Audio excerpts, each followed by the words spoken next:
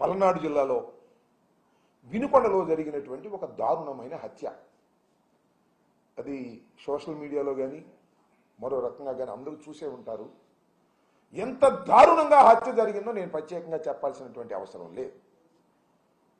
దీన్ని వాళ్ళు ఏం చెప్తారంటే ఇది రాజకీయ హత్య కాదు, ఇద్దరు మిత్రుల మధ్యన జరిగినటువంటి హత్య అని అటు పోలీస్ వైపు నుంచి ఇటు ప్రభుత్వం వైపు నుంచి చెప్పి దీన్ని డైల్యూట్ చేయాలనేటువంటి ప్రయత్నం చేస్తున్నారు.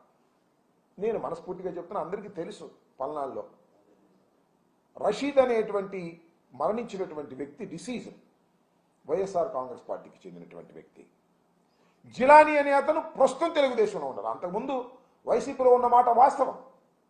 ఒక 2 సంవత్సరాల క్రితమో సంవత్సరం క్రితమో ఉన్నారు. ఎలా ఉన్నారంటే లావు శ్రీకృష్ణదేవరాయలు గారు కూడా మా పార్టీలో ఉన్నారు కదా అప్పుడు.